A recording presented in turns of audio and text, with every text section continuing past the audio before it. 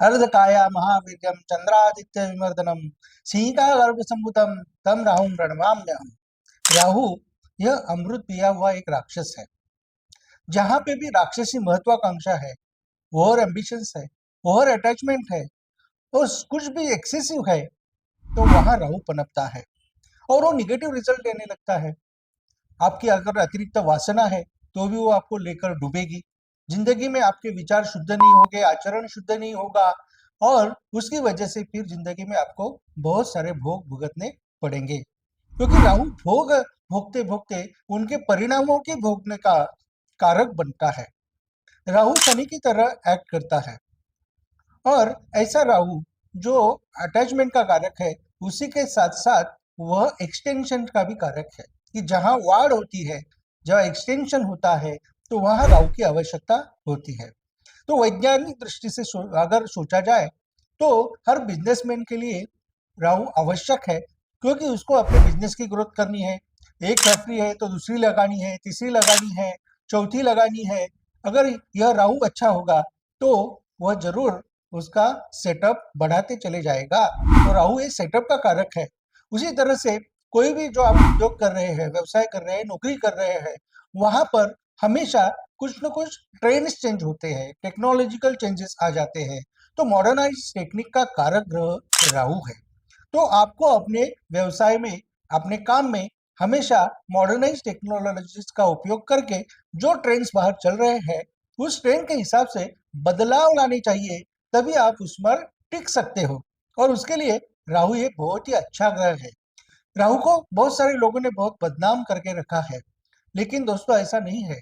राहु अगर आपका अच्छा है तो आप बहुत अच्छा बिजनेस में विस्तार कर सकते हैं, और आप में जो महत्वाकांक्षा है उसको पूरा करने में पूरेपूर कोशिश कर सकते हैं, और उसमें आपको सफलता भी मिलेगी।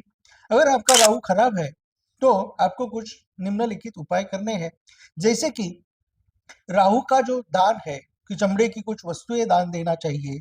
फिर उसके बाद में काले तिल का तेल है, काले तिल है, काले उड़द है, उसके ऐसे जो चीजें हैं वो दान देनी चाहिए। और कुछ सावधानियां बरतना भी आवश्यक है, जैसे कि राहु पुरानी वस्तुओं का कारक है। तो बंद पड़ी घड़िया, बंद पड़ी मशीनरीज, कुछ भी जो बंद पड़ा है, निरुपयोगी है, पुराने कपड़े हैं, कचरा है, ये सब हमें घर में बिल्कुल नहीं रखना चाहिए। अगर वैसा हमने रखा तो राहु का कुप्रभाव हमारे ऊपर पड़ सकता है। राहु हमारे पितरों का कारक है। जब हम हमारे पितरों की माँ, पिताजी, दादा, दादाजी या नाना, नानी जी, कोई भी जो मृत व्यक्ति चले गए हैं, उनकी एक तस्वीर बनाकर रखते हैं, और उनकी बरसी आती है तो उसको बाहर निकाल कर फिर हार लगाकर पूजन करते हैं, लेकिन बाकी समय उसको डंप करके रखते हैं। तो ये बहुत ही गलत है। एक तो आप तस्वीरें अगर श्रद्धा से बना रहे हैं तो उसको नॉर्थ वेस्ट डायरेक्शन, वायव्य दिशा में, या साउथ वेस्ट डायरेक्शन, नैऋत्य दिशा के दीवार पर लगाना चाहिए, अन्यथा उसको आप पानी में बहाएंगे तो भी चलेगा। तो श्रद्धापूर्वक बनाई हुई जो चीजें हैं, उन किसी भी चीज को डंप करके आपको निगेटिव रिजल्ट मिलेंगे, और आपके वास्तु में भी बड़े दोष निर्माण हो सकते हैं। वास्तु राहु यह भास आभास का कारक है। तो उसकी वजह से अगर आप अतिरिक्त लालसा रखोगे तो आपको भास आभास होने लगेंगे। फिर आप सोचोगे कि अरे, मुझे तो कोई भूत ने पछाड़ लिया है, लेकिन दोस्तों ऐसा नहीं होता है।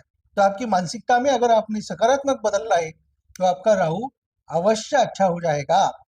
अधिक जानकारी के लिए आप हमारे नीचे दिए हुए चैनल को सब्सक्राइब कीजिए, लाइक कीजिए। उसी के साथ साथ हमारे वास्तुशास्त्र, ज्योतिष शास्त्र, शेयर मार्केट एंड एस्ट्रोलॉजी, ये क्लासेस में भी आप एडमिशन लेकर लाभान्वित हो सकते हैं। और आपको अगर कोई मार्गदर्शन चाहिए तो नीचे दिए हुए नंबर पर या ईमेल एड्रेस पर आप प्रायर अपॉइंटमेंट लेकर हमारा मार्गदर्शन प्राप्त कर सकते हैं।